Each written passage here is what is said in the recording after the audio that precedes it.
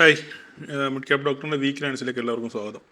Late ആയതിൻ്റെ കാര്യം എന്ന് പറഞ്ഞാൽ മാക്സിമം എന്തെങ്കിലും ഡെവലപ്മെൻറ്റ്സ് ഉണ്ടാകുന്നെങ്കിൽ അതുകൂടെ ഇൻക്ലൂഡ് ചെയ്യാം എന്നുള്ള കാരണം കൊണ്ട് മാത്രമാണ് വീഡിയോ ലേറ്റ് ആയത്. ഓക്കെ, അപ്പം ഇനിയിപ്പോൾ കാത്തിരുന്നിട്ട് കാര്യമില്ലല്ലോ. നിങ്ങളെല്ലാവരും എനിക്കറിയാം അക്ഷമയോടെ കാത്തിരിക്കുകയാണെന്നുള്ള കാര്യം എനിക്കറിയാം.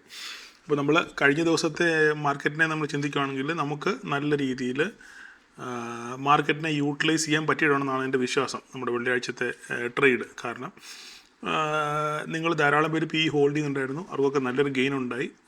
ഞാൻ പറഞ്ഞു മാർക്കറ്റ് ഓപ്പൺ ചെയ്യുമ്പോൾ തന്നെ നിങ്ങൾ എസ്കേപ്പ് ആകണം എന്ന് പറഞ്ഞിരുന്നു.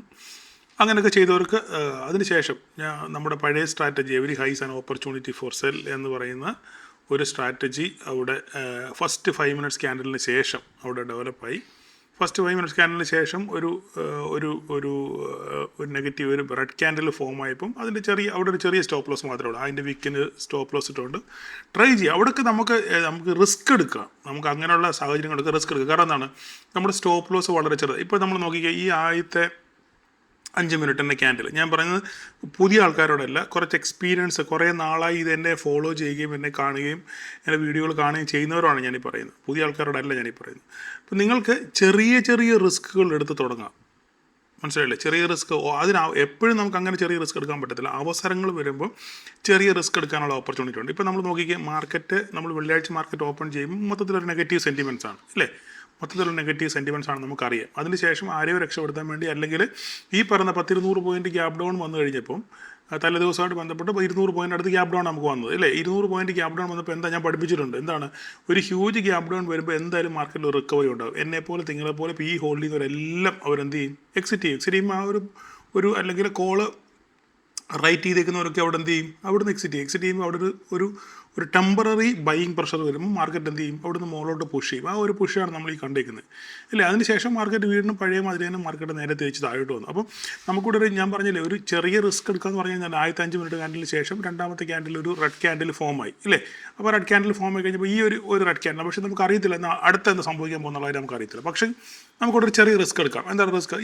ഈ സെക്കൻഡ് ക്യാൻഡിൽ ഹൈ ഒരു SL വെച്ചുകൊണ്ട് നമുക്ക് ഒരു ട്രേഡ് നമുക്ക് പ്ലാൻ ചെയ്യാൻ പറ്റും, അല്ലേ? അഥവാ SL അടിച്ചാലും ഇവിടം വരെയുള്ള SL ഉള്ളൂ. ഒരു 10-15 പോയിന്റ് പ്രീമിയം വരുവാണെങ്കിൽ തന്നെ ഒരു 10-12 പോയിന്റിൻ്റെ ഒരു റിസ്ക് മാത്രമേ നമുക്ക് അവിടെ ഉള്ളൂ. പക്ഷേ കിട്ടുവാണെങ്കിൽ നല്ലൊരു ബെനിഫിറ്റ് നമുക്ക് കിട്ടാനുള്ള സാധ്യതയുണ്ട്. അങ്ങനെ ഒരു ഓപ്പർച്യൂണിറ്റി. അപ്പോൾ ഇത് ഞാനിപ്പോൾ നിങ്ങൾ കുറ്റപ്പെടുത്തുമൊന്നുമല്ല, ബട്ട് നിങ്ങൾ ഇങ്ങനെയുള്ള അവസരങ്ങൾ നിങ്ങൾ നോക്കി വെക്കുക.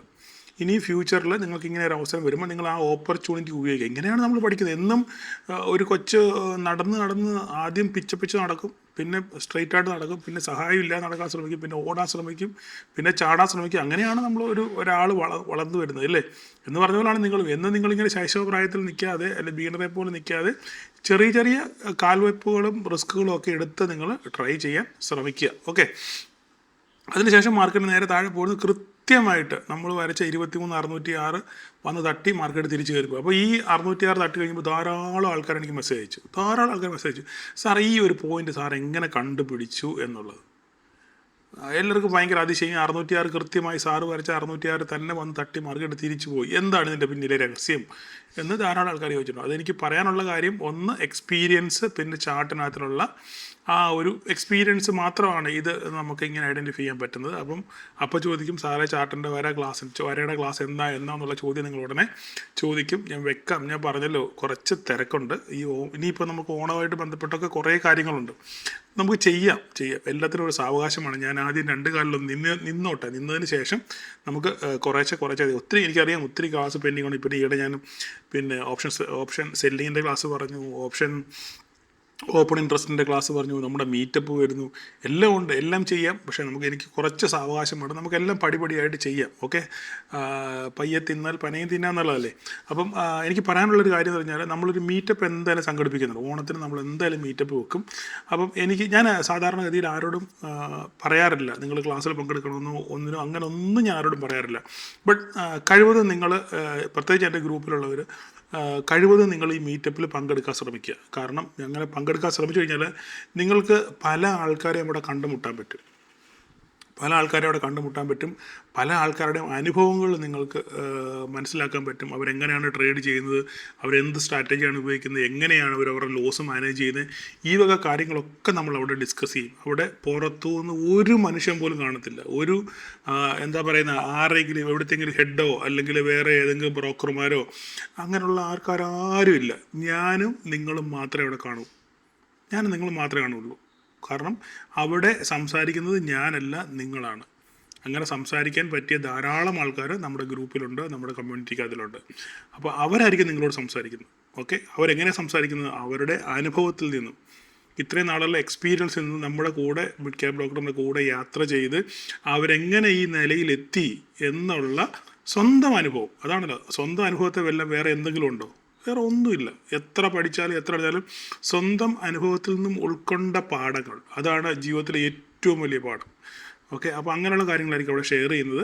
പിന്നെ നമുക്ക് നല്ലൊരു ഓണസദ്യയൊക്കെ സെറ്റപ്പാക്കി എല്ലാവർക്കും പരസ്പരം കണ്ട് സംസാരിച്ച് നമ്മുടെ കാര്യങ്ങളൊക്കെ ഷെയർ ചെയ്ത് പോകാനാണ്. അതാണ് ഞാൻ ഉദ്ദേശിക്കുന്നത്. അപ്പം കഴിവതും നിങ്ങളെല്ലാവരും പങ്കെടുക്കാൻ ശ്രമിക്കുക. അപ്പം ചോദിക്കുക, സാറേ ഫ്രീ ആണോ? ഫ്രീ അല്ല, ഫ്രീ ആകാൻ പറ്റത്തില്ല. പക്ഷേ എന്നാലും ഒരു നോമിനൽ എന്താ മാക്സിമം പോയാൽ ഞാൻ അതും ഹോട്ടലോട് സംസാരിച്ചിട്ട് വേണം അത് ചെയ്യാൻ. ഓണസദ്യക്ക് ഒരുക്കുമ്പോൾ അതിനായിട്ടുള്ള എക്സ്പെൻസസ് ഒക്കെ ഉണ്ട്. എന്നാലും നിങ്ങളുടെ ഒരു സ്റ്റോപ്പ് ലോസിൻ്റെ പൈസ മാത്രമേ കാണൂ ഒന്നാണ്. അതാണ് ന്യായം. നമ്മളവിടെ എല്ലാത്തിനും ന്യായമായിട്ടുള്ള കാര്യങ്ങൾ മാത്രമേ നമ്മൾ ചെയ്യുള്ളൂ. നിങ്ങൾക്കറിയാമല്ലോ.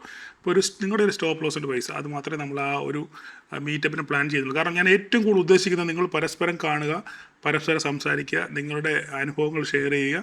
അവിടുന്ന് നിങ്ങൾക്ക് വീണ്ടും പുതിയൊരു പാഠം, നിങ്ങളുടെ ട്രേഡിംഗ് ലൈഫിലെ പുതിയൊരു പാഠം നിങ്ങൾക്ക് ഉൾക്കൊള്ളാൻ പറ്റും. അതുകൊണ്ട് ഞാൻ അടുത്ത ദിവസങ്ങളിൽ തന്നെ ഹോട്ടലുമായിട്ടൊക്കെ സംസാരിച്ചതിൻ്റെ ഒരു ഡേറ്റ് ഡിക്ലെയർ ചെയ്യുക. നിങ്ങൾ കഴിവതും നിങ്ങൾ പങ്കെടുക്കാൻ ശ്രമിക്കുക. അത് മാത്രമേ എനിക്ക് പറയാനുള്ളൂ. ഇത് ക്ലാസ് ഒന്നുമല്ല, നിങ്ങൾക്ക് പരസ്പരം സമ്മതിക്കാനുള്ള ഒരു സാഹചര്യമാണ്. അപ്പോൾ അത് എന്തായാലും ഒരു സാറ്റർഡേ ആയിരിക്കും.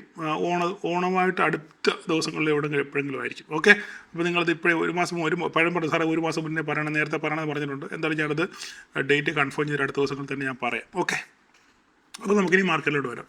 അപ്പോൾ മാർക്കറ്റ് കൃത്യമായിട്ട് 606 വന്ന് തട്ടി തിരിച്ചു പോയി കൃത്യമായിട്ട് നമ്മുടെ 800 തട്ടി വീണ്ടും മാർക്കറ്റ് അവിടെ തന്നെ നിൽക്കുക. അപ്പോൾ ഞാൻ പറഞ്ഞു 800-ന് താഴെ മാർക്കറ്റ് ക്ലോസ് ചെയ്യുകയാണെന്നുണ്ടെങ്കിൽ നമ്മൾ പേടിക്കണം എന്ന് പറഞ്ഞു.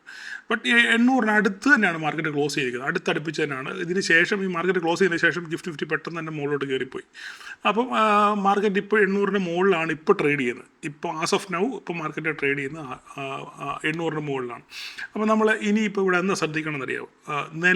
നിലവിലത്തെ അവസ്ഥ വെച്ചിട്ട് മാർക്കറ്റ് ശാന്തമാണ്. മീൻസ് ഗ്ലോബൽ ന്യൂസുകളൊക്കെ ചെറിയൊരു പോസിറ്റീവ്നെസ് ഉണ്ട്. അതായത് കഴിഞ്ഞ 2 ദിവസമായിട്ട് അമേരിക്ക അടിച്ചിട്ടില്ല എന്നല്ല, അടിച്ചിട്ടൊക്കെ ഉണ്ട്, ചെറിയ രീതിയിൽ അടിച്ചിട്ടുണ്ട്.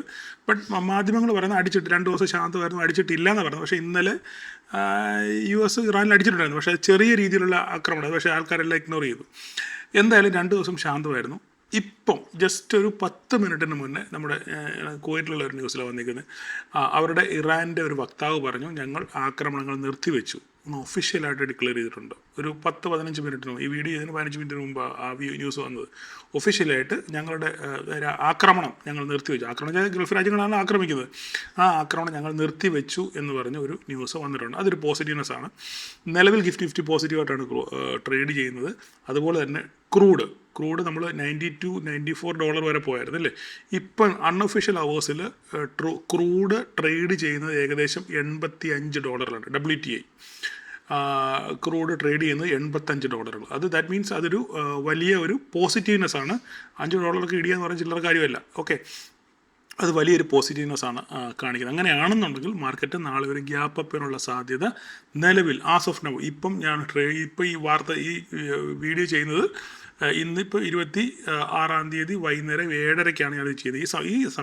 ഈ സമയത്ത് നിലവിൽ ഇപ്പോഴത്തെ കണ്ടീഷൻ വെച്ചിട്ട് നാളെ ഒരു ഗ്യാപ്പ് അപ്പിനുള്ള സാധ്യത വളരെ കൂടുതലാണ്. വേറെ നമുക്ക് കൂടുതലൊന്നും പറയാൻ പറ്റത്തില്ല. കാരണം ഇന്ന് രാവിലെ വെളുപ്പിന് മാർക്കറ്റ് ഗിഫ്റ്റ് 50-യും അമേരിക്കൻ മാർക്കറ്റൊക്കെ ഓപ്പൺ ചെയ്തതിന് ശേഷം മാത്രമേ നമുക്ക് എന്തെങ്കിലും ഒരു കൺഫർമേഷൻ പറയാൻ പറ്റത്തില്ല. എങ്കിലും ഇപ്പോഴത്തെ അവസ്ഥ വെച്ചിട്ട് നാളെ ഒരു ഗ്യാപ്പ് അപ്പിനുള്ള സാധ്യതയാണ് വളരെ കൂടുതൽ. അപ്പോൾ അങ്ങനെയാണെന്നുണ്ടെങ്കിൽ ഗ്യാപ്പ് അപ്പിലാണെന്നുണ്ടെങ്കിൽ മാർക്കറ്റ് നാളെ 23,800 24,000 എത്താനുള്ള സാധ്യത വളരെ കൂടുതലാണ്. 24,000-ന് മുകളിൽ നിലനിൽക്കുകയാണെന്നുണ്ടെങ്കിൽ 24,000 മുകളിൽ നിലനിൽക്കുകയാണെന്നുണ്ടെങ്കിൽ നമുക്ക് ഒരു പ്രതീക്ഷയ്ക്ക് വകയുണ്ട്, മാർക്കറ്റ് ഫർദറായിട്ട് മുകളിലോട്ട് പോകും. അപ്പോൾ തന്നെ ഈ കാര്യങ്ങൾ ഈ യുദ്ധമായിട്ട് ബന്ധപ്പെട്ട ചർച്ചകൾ നടക്കുകയും വേണം. അവിടെ വേറെ പ്രശ്നങ്ങൾ എന്ന് പറഞ്ഞു കഴിഞ്ഞാൽ ഇന്ന് പിന്നെ ഒമാനാണ് അതിലിടപെട്ടിട്ടുണ്ട്. ഒമാന് ഇറാനുമായിട്ട് സംസാരിച്ച് ഹോർമൂസിൽ ഒരു സമവായം ഉണ്ടാക്കാമെന്ന് പറഞ്ഞ ഒരു പ്രപ്പോസൽ അമേരിക്കയുടെ മുന്നിൽ വെച്ചിട്ടുണ്ട്. പക്ഷേ അമേരിക്ക ഇപ്പം പണ്ടത്തെ മാതിരി ഇപ്പം ട്രംപ് അത്ര ഗൗനിക്കുന്നില്ല. ട്രംപ് പറഞ്ഞൊക്കെ നിങ്ങൾ തമ്മിൽ ചർച്ച ചെയ്തിട്ട് റിസൾട്ടുമായിട്ട് എടുക്കുക, അപ്പോൾ ഞാൻ തീരുമാനിക്കാമെന്ന് പറഞ്ഞിരിക്കുന്നത്. അല്ലാതെ ഓക്കെ നോക്കട്ടെ എന്ന് പറഞ്ഞാൽ പഴയ മാതിരിയുള്ള, നിങ്ങൾ ശ്രദ്ധിച്ചറിയാം, പഴയ മാതിരിയുള്ള ട്രൂത്ത് സോഷ്യൽ പോസ്റ്റ് ഒന്നും ഇപ്പം US ട്രംപ് ഇടുന്നില്ല ഇല്ലേ. ഞാൻ സംസാരിച്ചു, ഞാൻ 2 ദിവസം കൂടെ സമയം കൊടുത്തു, അങ്ങനെ പരിപാടിയൊന്നും ഇപ്പോൾ ഇല്ല. പുള്ളിക്ക് ഇപ്പം വെട്ടുന്ന മുറിലുണ്ടെന്നുള്ള പരിപാടിയാണ്. അപ്പം ഒമാനോട് പറഞ്ഞാൽ നിങ്ങൾ സംസാരിച്ചിട്ട് ഒരു ഡീൽ ഓക്കെ ആവുകയാണെന്ന് നിങ്ങൾ എടുക്കുക, അപ്പോൾ ഞാൻ നോക്കാം എന്നാണ് പറഞ്ഞിരിക്കുന്നത്. അല്ലാതെ കൂടുതലിട്ട് പറയേ പുള്ളി പോകാറില്ല. കാരണം പുള്ളിക്ക് ഇത് എത്രയും പെട്ടെന്ന് അവസാനിപ്പിക്കണം. അപ്പോൾ അടിച്ചു തീർക്കണമെങ്കിൽ അടിച്ചു തീർക്കാം എന്നുള്ളതാണ്. അപ്പോൾ അതുപോലെ തന്നെ അടിമേടിച്ച് അവരും ഒരു വഴിയായി. അപ്പം എന്തായാലും ഇതിനിടയിലൊരു ഡെവലപ്മെൻറ്റ്സ് എന്ന് പറഞ്ഞു കഴിഞ്ഞാൽ സൗദി ഹൂതികൾ തമ്മിലുള്ള പ്രശ്നമാണ്. അവിടെ ചെങ്കടൽ വഴി സൗദി ഓയിൽ എക്സ്പോർട്ട് ചെയ്യുന്നത് ഹൂതികൾ തടഞ്ഞു. അത് ഈ ഹൂതികൾ എന്ന് പറയുന്നത് ആരാണ്? ഇറാൻ്റെ പ്രോക്സികളാണ്. അപ്പം അവിടെ അങ്ങോട്ടും ഇങ്ങോട്ടും അടിയെടുക്കുന്നത് അവർ അങ്ങോട്ടും ഇങ്ങോട്ടും തീർത്തടിക്കുന്നുണ്ട്. അപ്പോൾ ഇതിനകത്ത് പെട്ടുപോയേക്കുന്നത് പാകിസ്ഥാനാണ്. കാരണം സൗദിയും പാകിസ്ഥാനും തമ്മിൽ ഒരു ഡീലുണ്ട്. എന്താണ്? ഞങ്ങളുടെ രാജ്യത്തെ ആരെങ്കിലും ആക്രമിച്ചാൽ, സൗദിയെ ആരെങ്കിലും ആക്രമിച്ചാൽ പാകിസ്ഥാൻ രക്ഷയ്ക്കെത്തും. അതുപോലെ തന്നെ പാകിസ്ഥാനെ ആരെങ്കിലും ആക്രമിച്ചാൽ സൗദി രക്ഷയ്ക്കെത്തും എന്നൊരു ഡീല് ഓർമ്മയുണ്ടോ നിങ്ങൾക്ക്? ഉണ്ട്. അപ്പോൾ ഇപ്പം പെട്ടേക്കുന്നത് ഹൂതികൾക്കെതിരെ പാകിസ്ഥാൻ നിൽക്കുമോ? അപ്പം രണ്ടിനാലും പെട്ടു എന്ന് പറഞ്ഞാൽ മതി. അപ്പോൾ അങ്ങനെ അവിടെ ഒരു സംഭവം നടക്കുന്നു. അപ്പം എപ്പോഴും ഇപ്പം പാകിസ്ഥാൻ നിലവിൽ ഒരു മീഡിയേറ്റർ റോളിലാണ്. അപ്പം ഈ കാര്യങ്ങളൊക്കെ വരുമ്പോൾ പാകിസ്ഥാന് ശരിക്കും പരിങ്ങലിലാകുന്ന ഒരു അവസ്ഥയാണ് ഇപ്പം നിലവിലുള്ളത്. എനിവേ ജസ്റ്റ് നിങ്ങളുടെ അഭിപ്രായത്തിന് വേണ്ടി ഞാൻ പറഞ്ഞെന്ന് മാത്രമേ ഉള്ളൂ. ഓക്കെ, അപ്പോൾ അത് അങ്ങനെ സൈഡിൽ നിൽക്കുന്നു. എന്തായാലും നാളെ മാർക്കറ്റിൽ ഒരു പോസിറ്റീവ്നെസ് ഉണ്ടാകാനുള്ള സാധ്യതയുണ്ട്. കാരണം ക്രൂഡ് ഇത്രയും താഴോട്ട് വന്നതിൻ്റെ അടിസ്ഥാനത്തിൽ. അപ്പോൾ അങ്ങനെയാണെന്നുണ്ടെങ്കിൽ നാളെ നമുക്കൊരു പോസിറ്റീവ് മൊമെൻ്റ് കാണാം. അങ്ങനെ ഒരു പോസിറ്റീവ് മൊമെൻ്റ് നിലനിർത്തുകയാണെന്നുണ്ടെങ്കിൽ നാളെ നമ്മൾ മാർക്കറ്റ് 24,000 അതിനപ്പുറത്തോ എത്താനുള്ള സാധ്യത വളരെ കൂടുതലാണ്. കാരണം മാർക്കറ്റിന് ചെറിയൊരു ട്രിഗറിന് വേണ്ടി മാർക്കറ്റ് വെയിറ്റ് ചെയ്യുകയാണ്. ചെറിയൊരു ട്രിഗർ, ഒരു പോസിറ്റീവ് ട്രിഗർ കിട്ടിക്കഴിഞ്ഞാൽ മാർക്കറ്റ് പെട്ടെന്ന് തന്നെ പറക്കാനുള്ള സാധ്യത വളരെ കൂടുതലാണ്. ഓക്കെ, അപ്പോൾ അതുകൊണ്ട് നമ്മൾ ട്രേഡ് ചെയ്യുന്നതിൽ വളരെ സൂക്ഷിക്കുക. മേ ബി എനിക്ക് തോന്നുന്നില്ല നിങ്ങൾ ഹോൾഡ് ചെയ്യുന്നുണ്ടെന്ന് എനിക്കറിയാം. 23,600 വന്നു കഴിഞ്ഞാൽ പിന്നെ ഹോൾഡ് ചെയ്യാനുള്ള സാധ്യത വളരെ കുറവാണെന്നാണ് എൻ്റെ വിശ്വാസം. എൻ്റെ വീഡിയോ ഫോളോ ചെയ്യുന്നവർക്കാണെങ്കിൽ എനിക്കറിയാം. നമുക്ക് കാരണം നമ്മൾ 23,800 ഏറ്റവും വലിയ ക്രൂഷ്യൽ സപ്പോർട്ടായിട്ട് നമ്മൾ പറഞ്ഞിരിക്കുന്നത്. അതിനെ താഴെ പോയിട്ട് മാർക്കറ്റ് തിരിച്ച് റിവേഴ്സ് ചെയ്തിട്ടുണ്ടെങ്കിൽ ദാറ്റ് മീൻസ് അവിടെ നിന്ന് ഒരു പോസിറ്റീവ്നെസ് ഉണ്ടാവും എന്നുള്ളതാണ്. ഇനി എത്ര പേര് എനിക്കറിയത്തില്ല എങ്ങനെയാണ് നിങ്ങൾ ഹോൾഡ് ചെയ്തിരിക്കുന്നുള്ളവർ. എന്തായാലും അടുത്ത ദിവസങ്ങളിൽ നമുക്ക് കണ്ടറിയാം. അതുപോലെ തന്നെ കഴിഞ്ഞ ദിവസം ഞാൻ നിങ്ങളോട് പറഞ്ഞിരുന്നു മിഡ് ക്യാപ്പിൽ നിങ്ങൾ ട്രേഡ് ചെയ്യുന്നവർ. അപ്പോൾ അതിൻ്റെ കാര്യം, അപ്പോൾ അതിൻ്റെ കൂടെ തന്നെ നമുക്ക് ഇതുകൂടെ നോക്കാം. അതിൻ്റെ കൂടെ തന്നെ നമ്മൾ റിലയൻസ് നോക്കുകയാണെങ്കിൽ റിലയൻസും ഒരു നല്ല രീതിയിൽ ഇപ്പോൾ ഇതിൻ്റെ ഇടയിൽ പൊട്ടിയതിന് ശേഷം നല്ല രീതിയിലൊരു സപ്പോർട്ട് എടുത്തിട്ടുണ്ട്. 12.62 നമ്മൾ കൃത്യമായി ലെവലൊക്കെ ഗ്രൂപ്പിലിട്ടായിരുന്നു. 12.62 ശേഷം അവിടെ നിന്ന് റിക്കവറി നടത്തിയിട്ടുണ്ട്. അപ്പോൾ ഈ 12,277 റിലയൻസ് നിലനിർത്തുകയാണെന്നുണ്ടെങ്കിൽ 1,300 1,297 മേളിലോട്ടൊക്കെ പോകാനുള്ള സാധ്യത വളരെ കൂടുതലാണ്. പക്ഷേ HDFC സംബന്ധിച്ചിടത്തോളം HDFCക്ക് എന്തോ ഒരു നെഗറ്റീവ് ന്യൂസ് ഉണ്ട്. പണ്ടത്തെ മാതിരി തന്നെ എന്തോ ഒരു ചെറിയ സാമ്പത്തിക തിരിമറി നടത്തിയെന്ന് പറയും, സ്റ്റേറ്റുമായിട്ടുള്ള ഏതോ ഒരു സ്റ്റേറ്റിൽ എന്തോ ഒരു ചെറിയ സാമ്പത്തിക തിരിമറി നടത്തിയെന്ന് പറഞ്ഞൊരു ന്യൂസ് എവിടെയോ ഞാൻ കണ്ടു. അത്ര കൺഫേം അല്ല. അതുകൊണ്ട് അതെങ്ങനെ നാളെ HDFC ബാധിക്കും എന്നുള്ള കാര്യം നമുക്കറിയത്തില്ല. ബട്ട് നാളെ ഇൻഫി പെർഫോം ചെയ്യാനുള്ള സാധ്യത വളരെ കൂടുതലാണ്. കാരണം ADRൽ ഇൻഫി 4% അപ്സൈഡായിട്ട്. അപ്പോൾ IT സെക്ടർ നാളെ പോസിറ്റീവ്നെസ് ആണെന്നുണ്ടെങ്കിൽ ആ പോസിറ്റീവ്നെസ് നമുക്ക് നിഫ്റ്റിയിലും കാണാൻ പറ്റും. പക്ഷേ ബാങ്കിൽ നമ്മൾ നോക്കിക്കഴിഞ്ഞാൽ HDFC എങ്ങനെ പ്രതികരിക്കാൻ നോക്കുക. ഞാൻ കഴിഞ്ഞ ദിവസം പറഞ്ഞിരുന്നു ICICI ബാങ്കിൻ്റെ കാര്യം ഞാൻ പറഞ്ഞിരുന്നു. റിസൾട്ട് വന്നതിന് ശേഷം അതിൽ പെർഫോം ചെയ്തിട്ടില്ല. ബട്ട് ഇനിയൊരു പെർഫോമിലേക്ക് പോകുമെന്നുള്ള കാര്യം നാളെ നമുക്ക് തിരിച്ചറിയാൻ പറ്റും. ഒരു പക്ഷേ നാളെ ഒരു പോസിറ്റീവ്നെസ്, ആ റിസൾട്ടിൻ്റെ ഒരു പോസിറ്റീവ്നെസ് ഇതുവരെയായിട്ട് ICICI ബാങ്ക് കാണിച്ചിട്ടില്ല. ഒരു പക്ഷേ നാളെ അത് കയറി വില്ലിക്കുകയാണെന്നുണ്ടെങ്കിൽ ബാങ്കും പറവറക്കാനുള്ള സാധ്യത വളരെ കൂടുതലാണ്. അതുപോലെ തന്നെ SBIന് നല്ലൊരു ബൈയിങ് റേഞ്ചിലാണ് SBI നിൽക്കുന്നത്. 10-15 എന്ന് പറയുന്നത് നല്ലൊരു ബൈയിങ് റേഞ്ചാണ്. അപ്പോൾ അവിടെ നിന്നും SBI എല്ലാം പോസിറ്റീവ് ആണെങ്കിൽ SBIനൊക്കെ പറവറക്കാൻ സാധ്യത, കാരണം റിസൾട്ടും വരാൻ കിടക്കുന്നു. അപ്പം നാളെ ഇൻഫിയെ നിങ്ങൾ വാച്ച് ചെയ്യുക, റിലയൻസിനെ വാച്ച് ചെയ്യുക. 2 കാര്യങ്ങൾ നമുക്ക് നോക്കാറുള്ളത്: ഇൻഫി, റിലയൻസ്, ICICI ബാങ്ക്. ഈ 3 സ്റ്റോക്കുകൾ നിങ്ങൾ വാച്ച് ചെയ്യുക. അതിൻ്റെ ബലത്തിലായിരിക്കും Infy means IT sector, Reliance, ICICI. നാളെ ഈ 3 സെക്ടറാണ് നിങ്ങൾ നോക്കേണ്ടത്. ഇവർ എങ്ങനെ പെർഫോം ചെയ്യുന്നു അതനുസരിച്ചായിരിക്കും നിഫ്റ്റിയുടെ മുന്നോട്ടുള്ള പോക്ക്. ഓക്കെ, അപ്പോൾ അതുകൊണ്ട് നിങ്ങളത് വാച്ച് ചെയ്യുക. അതുപോലെ തന്നെ മിഡ് ക്യാപ്പിൻ്റെ കാര്യം പറയുകയാണെന്നുണ്ടെങ്കിൽ മിഡ് ക്യാപ്പിൽ എങ്ങനെയാണ് ഞാൻ പറഞ്ഞ കഴിഞ്ഞ ദിവസം വീഴുവാണെങ്കിൽ ഏറ്റവും നല്ലപോലെ വീഴാനുള്ള സാധ്യത നിഫ്റ്റി മിഡ് ക്യാപ്പാണ്. അതിൻ്റെ കഥകളൊക്കെ ഞാൻ പറഞ്ഞിട്ടുണ്ട്. വെറുതെ ഞാൻ ഇനി ഒരു ഒരു ആവർത്തന വിരസത ഉണ്ടാക്കുന്നില്ല. നിങ്ങൾ ഡെയിലി നോക്കി കഴിഞ്ഞാൽ നിങ്ങൾ കണ്ടോ, ഞാൻ പറഞ്ഞില്ല, കഴിഞ്ഞ ദിവസം ഞാൻ പറഞ്ഞിരുന്നു ഓൾറെഡി ഇല്ലേ, നല്ല രീതിയിൽ ഓൾ ടൈം ഹൈ പോയതിന് ശേഷം നല്ലൊരു സെല്ലിംഗ് പ്രഷർ കൂടെ ഉണ്ടായി ഇല്ലേ. അപ്പോൾ ഈ ഒരു ഏരിയ എന്ന് പറയുന്നത് നല്ലൊരു റിവേഴ്സൽ സോണാണ്. അപ്പോൾ ഇവിടുന്ന് തിരിച്ച് റിവേഴ്സ് ചെയ്യുമോ ഇല്ലെന്നുള്ളത് നമുക്ക് അടുത്ത ദിവസം കണ്ടിട്ട് കറക്റ്റ് സപ്പോർട്ടിലൊന്നാണ് തിരിച്ച് പോയേക്കുന്നത്. ഇനി എന്നാലും മിഡ് ക്യാപ്പിൽ ട്രേഡ് ചെയ്യുന്നവർ സൂക്ഷിക്കുക. പിന്നെ അടുത്ത ദിവസം മന്ത്ലി എക്സ്പയറിയാണ്, ചൊവ്വാഴ്ച എന്ന് പറയുന്നത് മന്ത്ലി എക്സ്പയറിയാണ്. അതുകൊണ്ട് ഹൈ വോളറ്റാലിറ്റി ആയിരിക്കും. ഈ താഴ്ന്നു നിൽക്കുന്ന സ്റ്റോക്കുകളൊക്കെ ഒരു പക്ഷെങ്കിൽ പറന്ന് പോകാൻ സാധ്യതയുണ്ട്. അങ്ങനെ പറന്ന് മേലോട്ട് പോവുകയാണെന്നുണ്ടെങ്കിൽ മാർക്കറ്റും അതുപോലെ തന്നെ പറക്കും. അതുകൊണ്ട് ട്രേഡ് ചെയ്യുന്നവരൊക്കെ വളരെ സൂക്ഷിച്ച് വേണം അടുത്ത ദിവസങ്ങൾ ട്രേഡ് ചെയ്യാൻ. നിങ്ങളുടെ പ്രീമിയം ഒക്കെ ഒരുക്കി മാറും. അതുകൊണ്ട് കഴിവതും നിങ്ങൾ ട്രേഡ് ചെയ്യുമ്പം മുന്നോട്ട് അടുത്ത എക്സ്പയറികളിൽ 2 എക്സ്പയറിയെങ്കിലും മാറി, ഞാൻ കഴിഞ്ഞ ദിവസങ്ങളൊക്കെ പറഞ്ഞു, കഴിവ് 2-3 എക്സ്പയറി മാറി നിങ്ങൾ ട്രേഡ് ചെയ്യാൻ ശ്രമിക്കുക. അപ്പോൾ നിങ്ങൾക്ക് ഒരു സാവകാശം കിട്ടും. ഓക്കെ, അപ്പോൾ ഇത്രയൊക്കെയാണ് നിലവിലുള്ള അവസ്ഥ. വേറെ കൂടുതലൊന്നും നമുക്ക് പറയാനില്ല. കാരണം നാളെ നമ്മുടെ മുന്നിൽ അൺസർട്ടനിറ്റി ഉണ്ട്. കാരണം രാത്രി എന്ത് സംഭവിക്കും നമുക്കറിയത്തില്ല. അപ്പോൾ രാവിലെ മാർക്കറ്റ് ഓപ്പൺ, വെളുപ്പിന് 2-3 മണി 4 മണി ആയ ശേഷം മാത്രമേ നമുക്ക് എന്തെങ്കിലും ഒരു ഐഡിയ നമുക്ക് കിട്ടത്തുള്ളൂ. എനിവേ ഇപ്പോഴത്തെ അവസ്ഥ വെച്ചിട്ട് ക്രൂഡിൻ്റെ അവസ്ഥ വെച്ച് നോക്കുവാണെങ്കിൽ നാളെ ഒരു ഗ്യാപ്പ് അപ്പിനുള്ള എല്ലാ സാധ്യതയും ഉണ്ട്. അടിയൊന്നും നടന്നില്ലെന്നുണ്ടെങ്കിൽ. അപ്പോൾ എന്തായാലും നാളെ ടുമോറോ നമുക്ക് ഹോപ്പ് ഫോർ ദ ബെസ്റ്റ് എന്ന് ചിന്തിച്ച് കിടന്നുറങ്ങാം. അപ്പം ഞാൻ പറഞ്ഞ കാര്യങ്ങളൊക്കെ നിങ്ങളുടെ മനസ്സിലിരിക്കുക. അപ്പം ഇതുവരെ ശ്രദ്ധിച്ച എല്ലാവർക്കും നന്ദി. നാളെ എല്ലാവർക്കും ഒരു പ്രോഫിറ്റബിൾ ഡേ ആശംസിക്കുന്നു. Thank you.